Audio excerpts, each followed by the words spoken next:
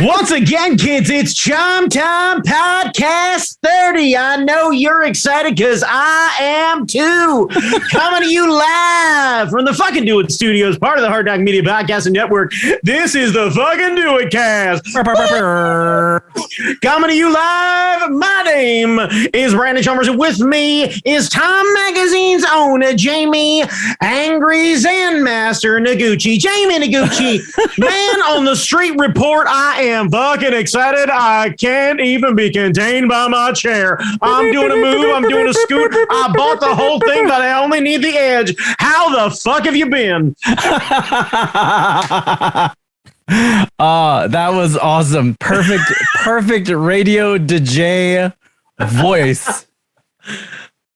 I think oh my God. I think we need to adopt that as like when we take this on the road, be like, hello, ladies and gentlemen, welcome to blah. You like the mush mouth radio DJ.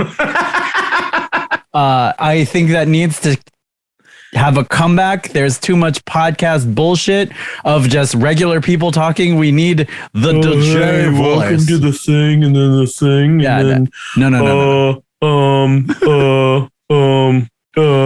need the DJ voice. What you need coming to you in dulcet 5.1 stereo surround sound, courtesy of the fine people at the Hard Knock Media Podcasting Studios, is a absolutely booming voice that can come to you even from the back of the room. Oh, Brandon. Updates. I have charted out all of the songs. I swapped out a song because I was like, this is too hard.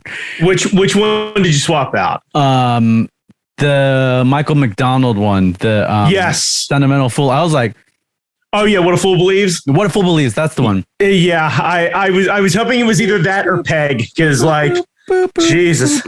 So the thing that I've discovered as I've been like going through the songs and trying to play along and like finding charts and stuff, yacht rock has a lot of parts, and there's like a lot of sonic variety. So pop music these days, you're lucky to get 3 chords. I mean, a lot of pop music gets by with 2, maybe 3.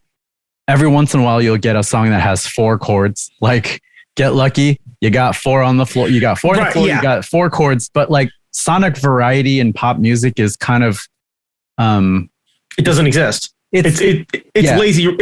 Not that it's lazy writing. It's catchy. It's very catchy. Right. It is boiled down to its lowest common denominator. Yeah. So that it is catchy as fuck. Yeah. Easy to play and easy to pick up. And you get the verse, the chorus, the bridge, the hook. It's all the same. Right. It's all the same chords. You just drop out like instruments and stuff. Mm-hmm. And what I've found in this yacht rock project is that there's a lot of stuff. There's like B sus this and A sus 9 and your mom sus your face. All these chord shapes. And I'm just like, I want a root note. Give me a root note. Nope. Turns out you don't get it. See, this is the thing, Jamie. The yacht rock comes off of the cusp of 70s rock, which is arguably the best rock because it required real genuine musical talent to be able to play. Yeah. And you had to fucking have your shit together. Well, and I feel like yacht rock has you can draw, I don't know if it's a straight line, but you can draw a line from like what's going on in yacht rock to like prog rock to like the weird shit that's going on today in like progressive metal, just like weird stuff all over the place, but a lot of variety. If you run a line between like Boston's foreplay long time of 70s rock, right? Yeah. With the big crescendo in the build and everything else like that. Yeah. And then moved into the 70s, you get a lot of your pegs and stuff like that, which is technically just as capable as Yes's Roundabout. Yeah. And they're kind of canonically similar vein. And then that just starts to immediately start to turn its way through because like you've got Rush, who was like a through line. And I'd argue that a lot of Rush's soft rock shit is, you know, it ain't yacht rock because it's Canadian, but like it ain't far off. They ain't got yachts in Canada. There's a new group that's on the prog scene, Polyphia. Okay, never heard of it. Tim Henson is their lead guitarist. He's got these fucking dope tattoos all over the place. But like, you should hear some of this shit and actually see them on YouTube, like see some of the stuff that they're playing, because they're doing some weird shit. But like all of the runs, all of the lines, it reminds me of like some of the stuff that these prog rock bands are doing. Like, I don't know shit about Steely Dan, but like looking at the peg charts, holy shit. Yeah. Like, they knew what the fuck they were doing. Yeah. I like Steely Dan is not necessarily in my rotation, but now it might be, because holy fuck. I was like, I like the song. Let's do it. And then I looked at it. I'm like, okay. Yeah. So, charts are there. One of them I'm still working on, but I think we'll be able to figure it out. So I guess the next question is like practice dates. And dates and location. With everything going on recently, I think I need to get back on task. I got sidetracked a bit. I mean, it's understandable. Events have occurred. Yeah. Things have transpired. I think what I also need to do is, if we are going to practice, especially with my current setup, I'm going to need to get a better amp, or at the very least find a better way to plug my system into something that projects volume better. Because like what I have is a Marshall guitar amp, and it's not good when it like one of the little like mini practice amps. It's not good to portray drum sounds. So I got to figure out what I'm doing with that. Yeah. I wonder if they have like, I wonder if like a bass amp would be better. Maybe, or because I haven't done any research to see what I would actually need to be able to, because like normally I'm playing through my headphones, so like I don't think about it. It's kind of a non-thing.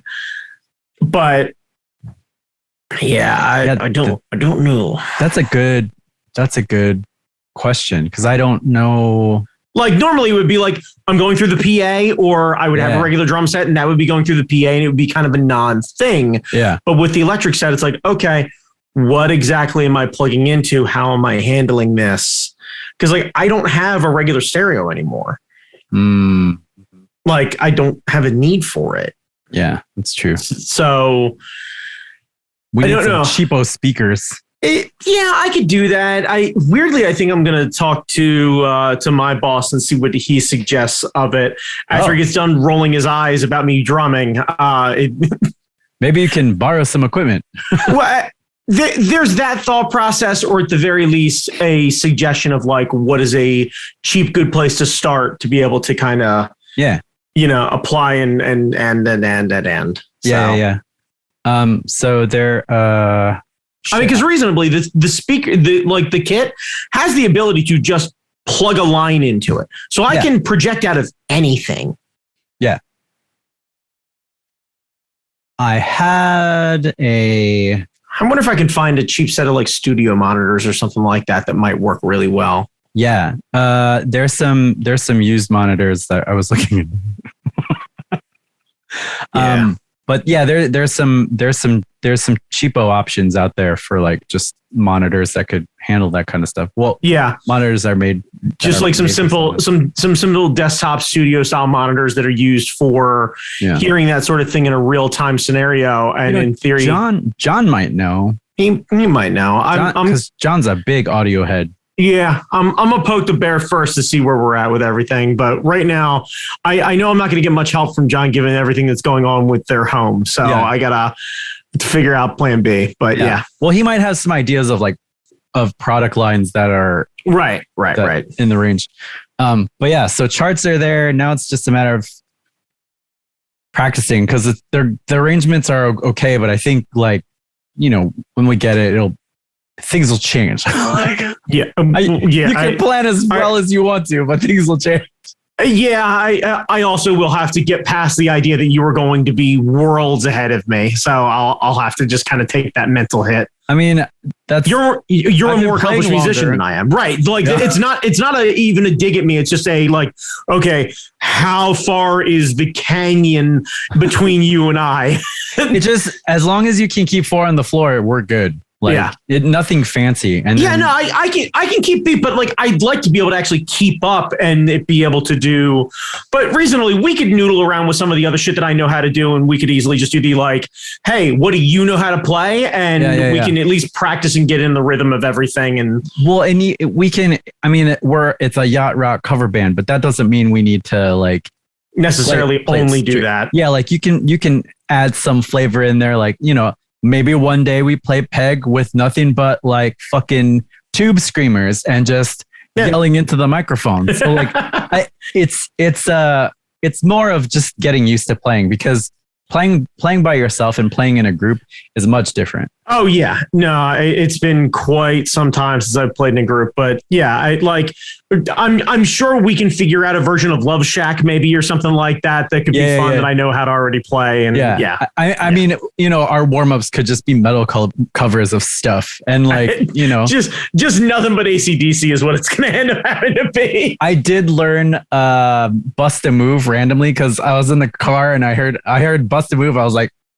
I bet that's an E. And then I went home and I put Bust a Move on here and I was like, that is an E. Bow, bow, bow. Yeah, I might be able to figure that one out. I think it's that initial doon digga digga doon doon like, because I think it just repeats itself. Oh yeah. So once I get in the groove of everything, it should be totally fine. Yeah. So I mean, it's gonna be rough, but it'll be fun. I mean, that's the whole point. Yeah. No, you're not wrong. And like, I since 4th grade on, I was in an orchestra or some kind of ensemble. So like, I've just been doing it longer. It's no, but I will have to get past my embarrassment regardless. That is perfectly fine. Like there's no amount of like it's fine. I other than singing, I won't feel comfortable doing anything else. Like it's just that's how that's gonna work. It'll be great. It'll be grand. Fine. We'll all fail together. Hooray! Failing upwards, the white guy way. Yeah, I mean, there are worse bands that have come together. I've heard many of them. I've been part of 1 or 2 of those. So yeah, I get this. I did tell the dad band members. So our pool community has a dad band, and it's made up of they never practice. They get together and they're like, what are we doing? Here's the charts, let's play. And so it's rough. So we'll at least have that advantage. But they were really excited actually. They were like, well, the first part of playing together is talking about it. So we're talking about it. Right. Yeah. We are talking about it. We have instruments. We have a set list. Like, I think we have a pretty clear path of doing the thing. Yeah. And they're talking about maybe doing like a band thing where they invite other bands to play at the pool next summer. Okay. And also there's a bar that's opening up in the shopping center, and they're looking for live acts and stuff. So the dad band has been talking to them, and I was like, well, be a little ambitious. No. Just a scotch. Just a scotch ambitious. I mean, like next season, not this year, but like next season. I'm thinking, okay, we can slot in somewhere. Sure, doesn't have to be a regular gig. What you don't understand, Brandon, is that when people are drunk, they don't give a shit. Yeah, but I spent a lot of years listening to Local H's All the Kids Are Right, and that song hits fucking home, my dude. Like, it's fine. They don't care. It's live music. It's fun, and we have a weird hook. It's like we're playing groovy yacht rock, and we look like we look. So we look like we look. I like that as the we look like we look. We look like we look. The three of us walk in, we look like we should be doing like prog rock or punk or anything but like yacht rock. We look like we could do like, you know, either like fancy like folks covers or like nothing but hardcore death metal. See, I picture us strictly as a Hootie the Blowfish cover band. I mean, that was the first song I did learn how to play. Honestly, like, yeah, if we walked in and it was a Hootie the Blowfish cover band called Fugu, where we just Fugu. Oh man. Like it's an obscure reference to it, but if you get it, you really get it. Here we go. Oh, here we go. Okay. Oh, I know. Both of us know how to play fucking. Right? Yeah.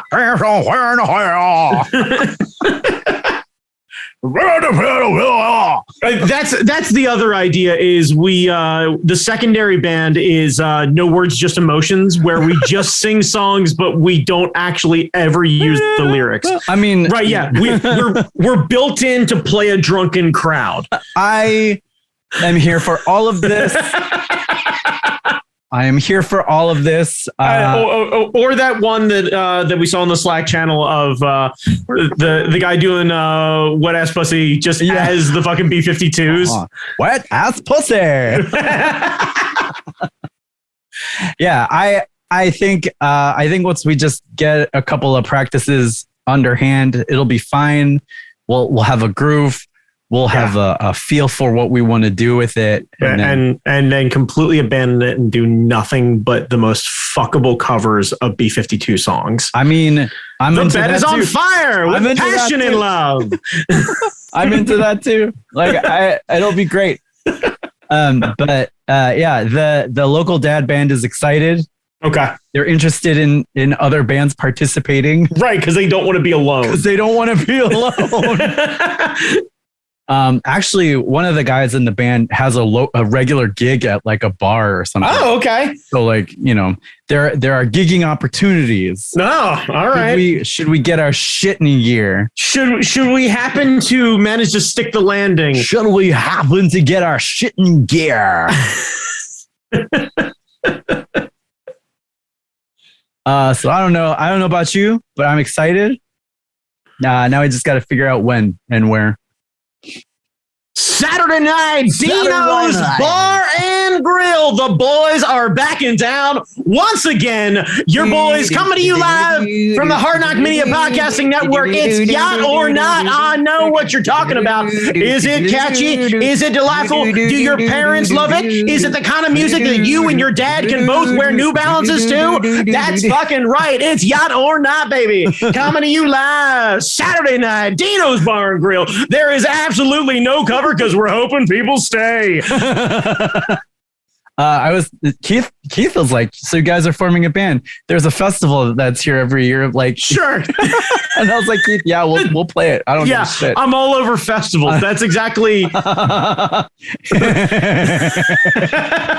good. I'm excited. I hope you're excited. I am lacking focus, but I am also trying to handle that as well. I'm hoping that will get better as well. Yeah. Very soon. We've done far more with far less. Oh God, yeah. Yeah. That's why I'm not worried. Yeah. And even if we hit wrong notes, who cares? Well, luckily I have the drums, so I don't have that many notes. Yeah. Yeah. We follow you. If you decide that we're slowing down, fuck. I boomed when I should have tapped, and I tapped when I should have boomed. Yeah. We'll slow down. We'll just go slower. Right. Tick. They started at 120. They ended up at like 90. What happened?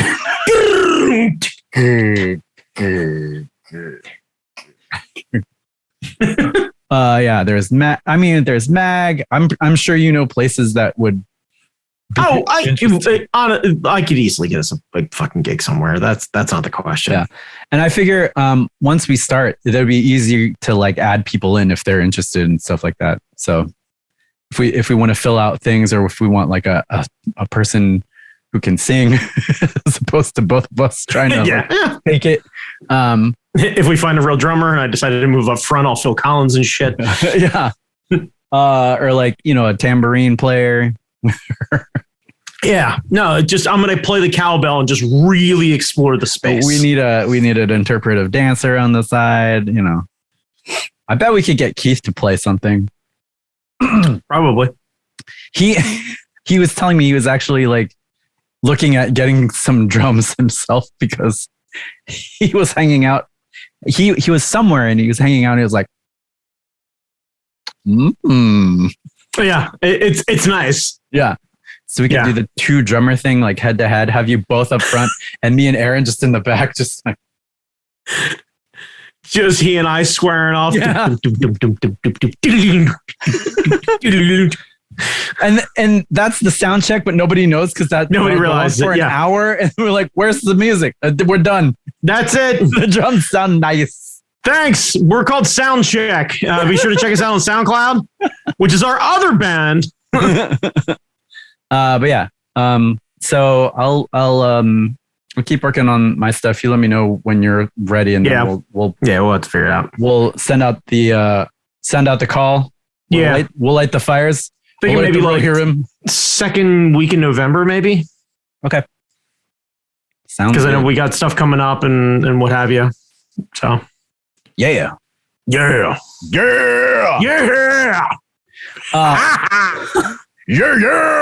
Anyway, Brandon Chalmers, the boss, would fire me if I did not mention the occurrences of the events past. It wasn't last Friday. It was the Friday before that. Two Fridays ago. Keith got comp tickets to go see Love It or Leave It. John Lovett is part of the not John Lovett, not John Lovitz. Right? Are we? We're not talking about former SNL comedian John Lovitz, right? No. Right. No. Okay. Just clarifying. Former Obama era speechwriter John Lovett. So he's part of the Crooked Media Podcasting Network. I'm so used to saying Hard Knock Media Podcasting Network. I was like, did I say the wrong thing? Fingers crossed. Yeah. So John's part of the Crooked Media Podcast. Keith knows one of his producers on his show. You want to pick that name back up?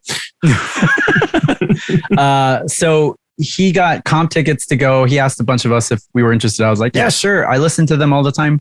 And so I went to meet up with Keith. The show wasn't actually at Baltimore. It was at Towson. Yeah, it was at Goucher College. Goucher. Right? Yeah, Goucher. So I was at Goucher. And so I met up with Keith at his place and he was like, Brandon lives near here, doesn't he? And I was like, yeah. And he's like, okay, let's go. And I was like, where are we going? He says, we're going to Brandon's. I'm like, oh, okay. So sure. All right. So we got to your place. We knocked on the door. I had seen your number one earlier that day because she went climbing with us. And she was like, hey, what are you doing here? And your fuzzy boy came to say hello. Yes, my gigantic son. And we stopped by and said hello. Keith has never seen your spot. Nope. And he didn't realize how close you guys were. Yes.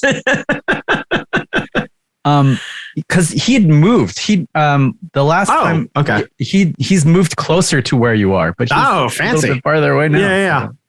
So, but yeah, so we went to say hi. It was cool.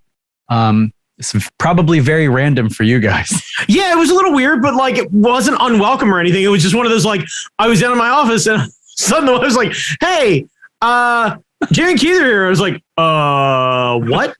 Like it took my brain a minute to process what she said, and I was like, "Where?" And she goes, "At the front door." And I literally looked at her and went, "Why?" And she's like, "I don't know. They're your friends. Come say hi." I was like, "All right." But like you showed up, my brain went, "The fuck? I'm not even that interesting. Why the fuck are you here?" Because we're pals. Well, no, I get that, but like usually people only show up to my house because something's wrong, they need help eating something, or they need something moved. I don't get calls for much else. So like, I know who I am. People have been treating you like shit. What the fuck? Look, I am a shoulder to cry on, a shoulder to carry things, and a gut to fucking put it away. I am aware of this. Calling way back to the boss's old statement, I'm like depressed Thor, right? Which honestly is, no, fuck that. That's the kindest compliment I've ever given. The idea that I'm a fat god, fuck it. I'll take that all day, every day, and twice on Sunday. Right, yeah. Fuck. The idea of I'm Thor, but I love beer and cheesesteaks? Fuck. Come on. Yeah. I mean, right. That's a win. Right. That is right. A win. That's overly confident Thor. Yeah. That's actually closer to the actual Thor than that's what I'm saying. Right. Yeah. Right. Just Thor, killing fucking kegs of beer. Yeah. Like, a power belly. That's what I'm talking about. The Rusev body type. That's the Thor. Like that's the barrel chest. And power lifter shit with some fucking wings on the side. That's the Thor. Like the Hemsworth Thor. That's like the modern Thor. But but like dude puts the work in. I don't want to take away from any of that shit. Sure. But like the traditional Thor has more of like more heft to him. More like. Yeah. Him's a sturdy boy. He's sturdy. You want both of them. You want Hemsworth and regular Thor on your team. Get you a man who's willing to do both. Get a little greased up and take out Russell Crowe and yeah. And a dude who knows how to party brings his own keg. I was just talking about this, but right, yeah. Some guys have 6 packs, some bring a 24 pack. Like it's just nice. So we said hi. We weirded you out for a little bit. The dog was very happy to see other people. Yes, he's always excited to see friends. So excitable. Yes, licked my feet, which was weird, but that's fine. It's only because you won't let him jump up on you, and he has to show you appreciation for existing. Very happy puppy. Yes, we went to Poppy's, the taco joint. Okay. There's a Poppy's near Hamden, the climbing gym, the bouldering gym up there. And so I didn't recognize it at first because I don't know it as Poppy's. I know it as, hey, that's the taco place near the gym. Nice. So really good tacos. If you're in the area, Towson or Hamden, or I don't know if it's a local chain or if it's like nationwide, but Poppy's will do you good. Okay. They do you good. You've never been? No, usually when I'm looking for legit Mexican food, I go to El Salto. Oh, okay. Which is like, I think they have like 3 locations in the Maryland area, but they've got a full menu and everything's authentic and real deal. And their house-made queso is, the staff jokingly call it crack cheese. It's fucking great. Well, I put in a recommend for Poppy's. Especially for their tacos. I haven't had anything else. No, that's okay. No, a spot that does solid tacos, there's nothing wrong with that because I can immediately go there and know I can get adventurous. But if I just want good fucking tacos, also, it's hard to get the basic shit really good. Yeah. Like that's a sign of a proper place. Anybody can combine 19 things and eventually get to delicious just by overkilling it. The idea of making really good food with simple ingredients, that shit's hard. They do it well. They also do this like roasted hot pepper. Ooh. That'll fuck you up because I'm like, I can handle a pepper. Nice. It good. It warms your belly. But maybe eat that at the end because otherwise you won't be able to get anything Take that right at the beginning and then let the rest of the meal cool that shit down. Yeah. But yeah, highly recommend Poppy's. It's good. We went to Goucher. They were having some sort of festival on the quad. They had food trucks. Oh, okay. Brandon Chalmers. Yeah. If you go to a place that has food trucks, yes, you expect to be able to do a thing. And that is to go up to the food truck, hand them money, and then they hand you a food. Okay. Not at this fucking place. Do you have to buy like tickets or something like that? You had to buy tickets to hand them a thing so they would give you a food. However, not just anyone could buy tickets. You had to be family members of a student at Goucher or a Goucher student themselves to get a ticket. So like regular schmoes off the street. So they have an event where they bring in outside people, but don't present an opportunity for the businesses and or the school, I assume, getting a kickback to make additional money. I'm assuming that the event and the show were two separate things that just happen to coincide with each other. I for a fact in high school during summers would work setting up things at Goucher. I know how their event programming fucking works. It's one office. They schedule everything. Then they fucked up. So they know that these things are happening. They fucked up because I would have bought even more food. It's not difficult. Like you got your food trucks in my live show. You got your live show in my food truck. Like make a Reese's cup. God damn it. Yeah. It's been this way since the fucking 70s. Yeah. Like this school is literally the definition of the lady just wandering around the street. Giant fucking jar of peanut butter. Spoon in sight? Nope. Guess I'm going to either dig my fucking jowl into that giant jar or I just got one fucking bear attaching hand. Dogs just following me for miles. Why peanut butter hand? Because I need myself a little bit of fucking George Washington Carver's special spread. And I just gotta fucking dig my hand in there. Right. Could use a finger, but I got 4 of them, so fuck it. So I don't know how you fail at food trucks, but they failed at food trucks. Because it's Goucher. I don't know anything about Goucher. Goucher is the definition. Look, I have quite a few friends who've graduated from Goucher, and Goucher is the technical term would be liberal artsy fartsy, can't get out of its own fucking way school. Their mascot is the Gophers. Like, nope. Right. They have no proper sports team.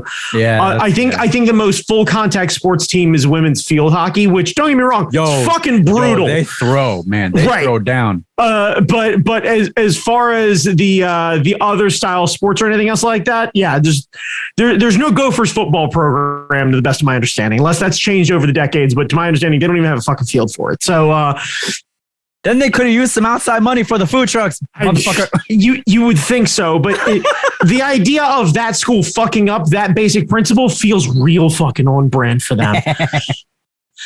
So we go in, get our seats. Yes. The show, it's a live show. Yeah. I don't know if you've listened to Love It or Leave It. No, but it's nice to see it being a live show. I assumed it would be a tape show. They just come in, tape recorder, just press play, walk away. Yeah. Everybody listens to the podcast just like they would at home. Yeah. So you get a cassette and then you sit at your seat and you listen on the headphones. No. It's literally they just set a microphone next to an old style tape recorder. Oh, and they play it that way. Yeah, just walk out. Like a person who actually hosts the podcast walks out, waves at everybody, sits the tape recorder down, drops the mic, click, walks off, fucks off into the back, comes back halfway through, waves back at the crowd again, flips the tape. Oh my God, that would be hysterical. But the show, there's a news segment where it's a comedy show. So they write jokes about the news, and then they have guests talk about politics of the day or just like social issues. Yeah. And then they end it with a game they call the rant wheel, where they have the people who are visiting, who are on the show, like have a topic and they spin it. And then if it lands on their topic, they do a rant, or they do a segment called Hot Takes. No one on the show has seen the hot take, but if they get a hot take and they skip it, the next take is going to be even worse. So it's really shitty stuff. So I won't go through the whole show, but there was one segment that they did was a food segment called like Old Bay versus this pumpkin. Well, it was Old Bay versus pumpkin spice. So like, How are you? they were trying food items that had Old Bay on it. Old Bay. Okay, so we're talking like crab chips versus pumpkin spice lattes or something like that. But I assume it was more like snack cakes and shit like that, and less drinks. So they had 3 foods. Okay. Burger cookies. So that has nothing to do with Old Bay, but okay. On one burger cookie, they poured Old Bay on it, and on the other. Okay. So we're taking Maryland staple foods and then adding Old Bay or adding pumpkin spice. Yeah, to see which one is better. So the as you can imagine, the burger cookie with the pumpkin spice was fine. The burger cookie with the pumpkin spice, it made one of the dudes on stage retch. Like, what a wuss! What a wuss! They literally make cayenne pepper chocolate. Spicy chocolate is fucking great. I thought it sounded interesting. Like I thought it sounded interesting. I want to go do that now. Yeah. Just cause. The next item was fries, and I guess is that a Baltimore thing? What, putting Old Bay on fries? No. Fries. Is there like a special Thrashers? Yeah. So, right, but Thrashers is only in Ocean City.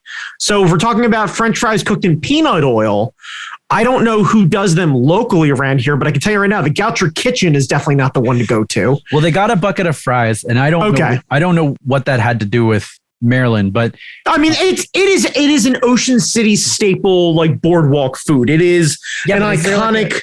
Is there like a OC like restaurant in the mall? I mean, they could probably go to an actual like boardwalk fries location. Maybe that's what that would be in the mall and be able to get fries similar to Thrashers.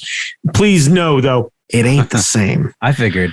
So they had fries with pumpkin spice, fries with the Old Bay. Old Bay was great. The pumpkin spice ones were. Yeah, I assume disappointing. Nope. I imagine though on sweet potato. Sweet potato fries would probably be pretty all right. Also, if you sliced apples up like French fries and fried them up that way, probably also pretty tasty. Yeah. And then even with the little heat, like if you put cayenne, that would be all right.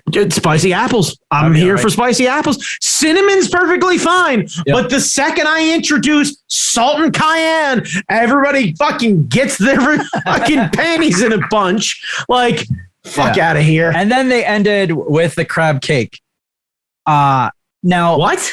They ended with a crab cake. So they had is the idea that they heavyweight the first one and heavyweight the last one? I guess. I don't know. It seemed like they were running out of ideas on the road, and they were like, food games. Right, but no, food games is fine. But why not pick some more like if you're trying to determine pumpkin spice v Old Bay and you're gonna do it, you need some generic foods that take some toppings. French fries, not a bad one. Popcorn could have also been a good one. Popcorn's a good one, yeah. Popcorn could have totally been. Toast, just like with a little bit of butter. Like you just. I think you're thinking a lot more than put into the segment. No, because I heard about this fucking 2 minutes ago, and they were in the car, and someone went shopping. They sent a human being to a location, probably the mall. That's right there. Yeah. Right next to the college. Well, they had an entire food court. Where did they get the crab cake from? Where did they get the crab cake from? I don't know. I don't remember. They didn't. Did they say? They said, but it like okay. I don't know the place to get crab cakes. Like I don't. If you are out of town, it was probably Jimmy's Famous Seafood. It's the most recognizable one. Maybe that was it. But wait, so they put pumpkin spice on a crab cake? Pumpkin spice on a crab cake, Old Bay on a crab cake. Old Bay should already.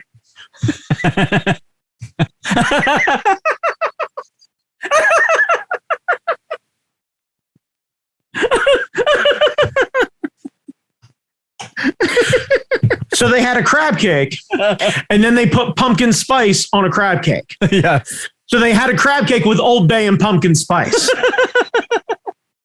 Yeah. Because I need you to understand, I am unwilling to accept the idea of making a crab cake without Old Bay. Or its ironically named counterpart, J.O. Spice. Oh, God. Yeah, which is... J.O. Spice. Anyway, they ate them, and the complaint was that it was room temperature. And I was like, what were you expecting it to be like? Who? What? How? Like, why? How did you expect that to improve? You are in a theater, which are usually cold environments. Yeah, a crab cake shows up hot, and I'm sure for presentation purposes, because you decided to do the fucking crab cake last. Let's do the seafood last. That's a great idea. Let's do the chocolate first and the seafood last. Yeah. They did not like the pumpkin spice version. Fucking what? Wait, is it because it had, and I reiterate, pumpkin spice and Old Bay? I imagine it just tasted real bad. I just imagine it tasted real bad. No, you know what? No, fuck. This is bullshit. No, because if you're going to challenge the two, you need to get creative. You want to know the first thing I do? Cocaine lines right across the thing. Pumpkin spice and Old Bay. You send one intern to send it up one nostril, then the other. How? Right. And then send that kid like a shot glass. Right. And you literally do just straight up the delivery system, then beverage. You do the Old Bay beer and the pumpkin spice latte. Ah, yeah. Then you send that kid into the fucking Thunderdome that is a crab cake. Because you want to know what you do? You decide to make them yourselves, and you add the pumpkin spice in the same time you add the Old Bay. And right before you deep fry that fucking crab cake, you push the two ends together. Ooh. And they don't know what they're biting. They don't know. It's the mystery end. It's the mystery end. And you got to take a fork, and there's a fork in one end and a fork in the other end. See, this is a whole new show. Like, I don't think they had time to come up with that, but yeah. Time to come up with what? I sent someone to a fucking Starbucks and a liquor store. I had two people pour shit out on a table, and the most ambitious thing I did was decided to make dinner. And honestly, if you want to create a level playing field for that sort of thing, do the secondary ones. Get a slice of cheese pizza. Yeah. And put Old Bay on one side and pumpkin spice on the other, and then take a simple glazed donut. Then you have your beverage, you have your straight up pain round, your beverage round, and your savory round, and your sweet round. And your dessert round. Yeah. Right. It's a whole journey. Right. And if you manage to actually get a tie, we send in another intern to sniff another set of lines. And whichever one they shout, "Mother of God, why?" That's the winner, because I want a food that makes me fucking angry. We if we ever get to the point where we're doing this live, we should just do it. That should be a segment. Honestly, the next podcast, you might see me just tilt the thing down, do a fucking line of Old Bay, pick my head back up, and be like, "Ladies and/or gentlemen, welcome to the fucking Thunderdome, because it's time for the fucking Do It Cast, parts of the Hard Knock Media Podcast Network, babies, because I'm talking about no bays, no ways. No bays, no ways." Oh, my goodness. So that was the show. It was a fun time hanging out with Keith. I hardly see him in I know. person. This is one of those things where like you guys left and the wife was like, "Do you think we're going to see him more?" And I was like, "I have no idea, but probably not." Because it's just like, we have two very separate lives and we enjoy spending time with each other when we happen to be around each other. But like, I think that's one of those, it's a nicety randomly, but like, I don't expect him to randomly be like, yo, B, it's Saturday. Fuck you doing? I'd be like, I don't know. Just I'm coming over. We should get the dog him. ready. We should force him. We should just force him. I don't know if it'd be much of a force, honestly. Yeah, like we'll do it. Yeah, the problem is you're hella far away. We should just talk to Kana. She'll do it. Yes. I'm here for all of that. Yeah, Kana will be like, I'm going. Where are you going? Brandon. Wait, what? Yeah, just what I need. I had no idea that he's coming up on 20 years of Nerds of Color. Really? Yeah, like next year is like 20 years of Nerds of Color. Okay. And he was that one, this reinforces my ignorance to no fucking surprise. But also weird compliment zone. Everything feels very fresh and current that they do. So good on them for not feeling their age.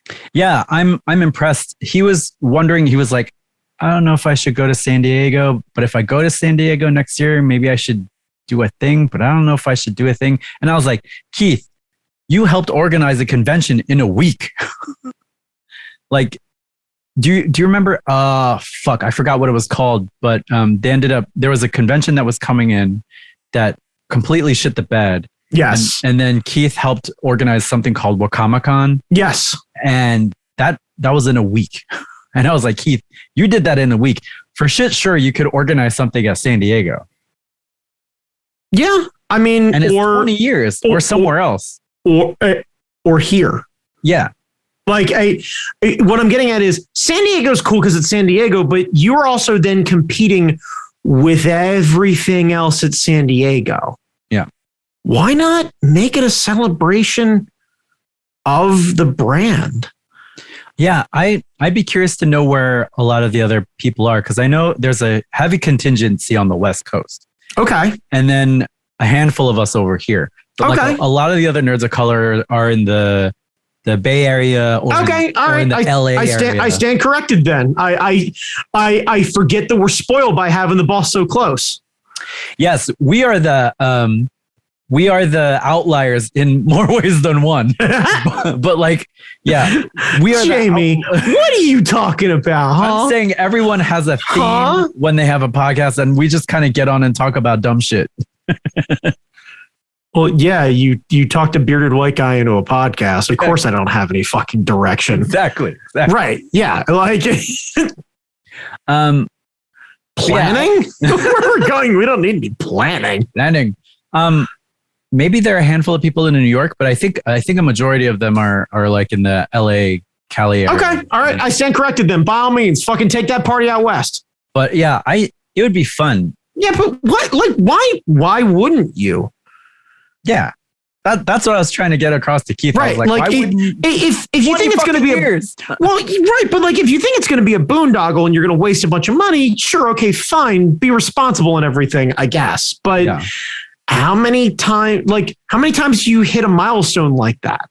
Yeah, and there are all the venues out there are willing to host these dumb things because they don't care. Right. It's more money in their fucking pocket. Right. Now, to be fair, if we do it at 20, then we have to do it at 25 because the Nerds of Color Silver Jubilee really does feel like something that they need to do. Yeah. Yeah. Oh my gosh. That would be so good. Silver Jubilee. And by then, boat shoes can play. Because nothing says Nerds of Color like yacht rock. Yeah. Yeah. Right. Yeah. We'll play yacht rock covers of Far East Movement. No. Jesus. We'll do yacht rock covers of the Tokyo Drift soundtrack. I don't know if that's better, man. Like Tokyo, a movie that focuses on a dopey looking white kid and Bow Wow in downtown Tokyo. Yeah. No, but I thought he should do something, like even if it's not in con season, there should be some sort of thing. Mark the occasion. It's fun. Yeah. Why wouldn't you? It takes persistence to stick around for 20 fucking years. Yeah. Like very few blogs can say that. It's one of my favorite Steve Martin quotes. Thankfully, persistence is a great substitute for talent. Look at us, baby. Going up not every week, but like most weeks. And Weekishly. We have a schedule. It's like a webcomic schedule. That's right, baby. And we celebrate by talking to the dozens and dozens of fucking Do It Cast fans. Oh man. So yeah, that was pretty much it. That's all I had for tonight. Did you have anything that you wanted to? What have you been geeking upon, Brandon? Not really a whole. Oh wait, no. Fuck. It's gonna feel very fucking on brand for us and everything else like that. Have you heard Rachel Maddow's new like multi-part thing? No, her podcast show. You listen to Bagman forever. I did listen right? to Bagman. Okay, yeah. so she is doing a new one called Ultra. Ooh. And Ultra. Is it about MK Ultra? No, it's about a sitting senator and how he was actually being fed propaganda by the Nazi government in the 40s. And there are like multiple groups, one of which assembled by a New York priest to ransack and raid army depots and steal military grade equipment to overthrow the government, and the FBI stopped them a week before it happened. And that's why we never hear about it. And it covers the entire thing of basically how an actual fascist government implements themselves and manages to. This priest at the time in 1940, or no, I think it might be, it would have been, I guess, 40. He had the largest radio show in the country. I think it was like 29 million people a week listened to him at once. Holy fuck. At one point, he read a speech that was a word-for-word translation of a Goebbels speech. Oh my God. And the U.S. fucking ate it up.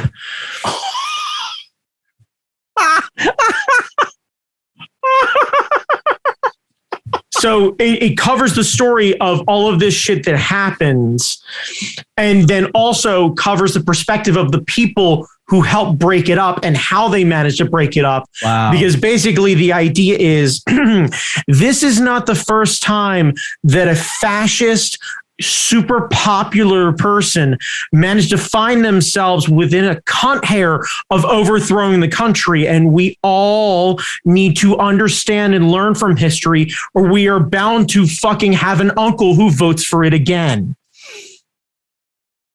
So I believe she's 3 episodes in. Each episode is like an hour. It has super great production value and a great music backing track, and just it's fucking great. Oh man, that sounds so highly suggest if you type in the word Ultra into your podcast feed, you should find it. To my understanding, it is only a podcast. You will not find it on YouTube or anything else like that. So if you are curious at all, if you are watching us right now and you want to go find it, hop on your phone and search your podcast feed. I think it's on Spotify and Apple Podcasts and all of the other podcast stuff, because MSNBC is getting really serious about this. And basically Maddow went from doing her show 5 days a week to now 1 day a week, and then spending the rest of the week creating content like that. Right. Yeah. So it is super, super good. That sounds like the Wind of Change thing. Well, the Wind of Change thing, but also the latest season of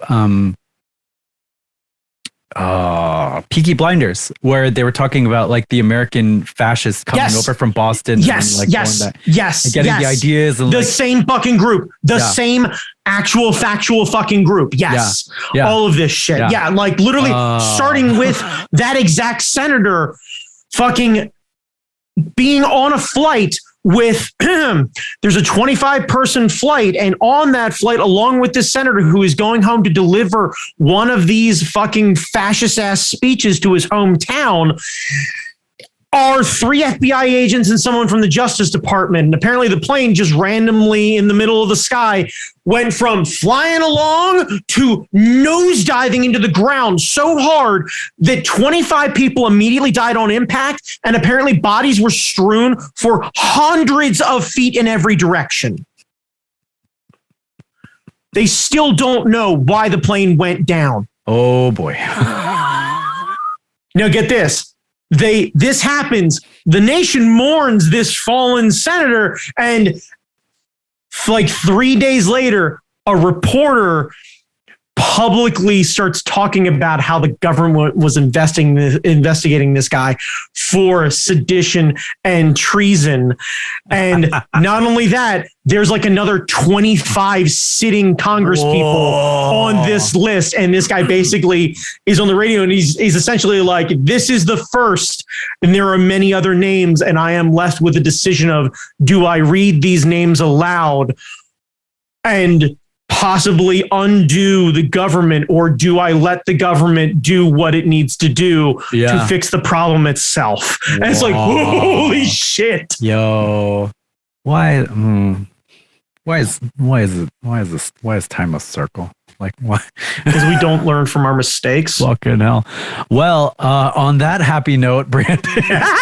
Yeah, look, man, you asked. Like, it's been. I'm in it though. That sounds fascinating. Yeah, it is very, like, given everything going on right now. Genuinely, it is hard to watch the news right now. It is hard to watch a lot of things right now, and there's looming fucking everything.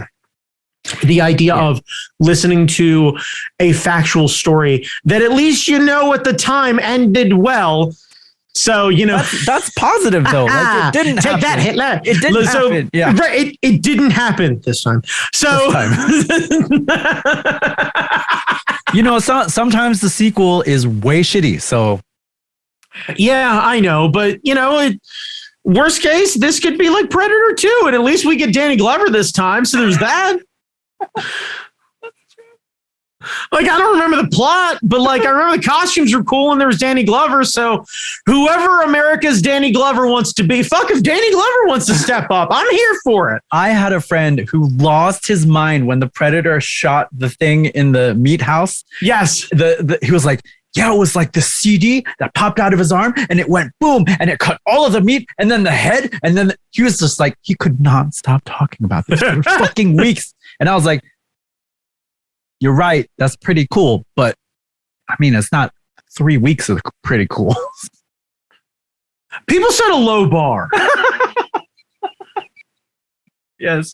Speaking of which, thanks to all of our podcast listeners for coming out once again to hang out with you boys at the Hard Knock Media Podcasting Network and You Fucking Do It Cast. Be sure to check us out online at hardknockmedia.com. And you can find me on Instagram at That Guy Chalmers. Jamie Noguchi, where can they find you after lowering their standards? You can find me on Instagram at Jamie Noguchi, Twitter, Angry Zen Master, and put my name wherever you find these podcasts. You can find my music. So outstanding. I appreciate that. Remember, kids, the lesson of the week is if you set a low bar, you'll always meet it. All right, guys, have yourselves a wonderful week, and we'll see you guys maybe next week. Who the fuck knows? I don't know. All right.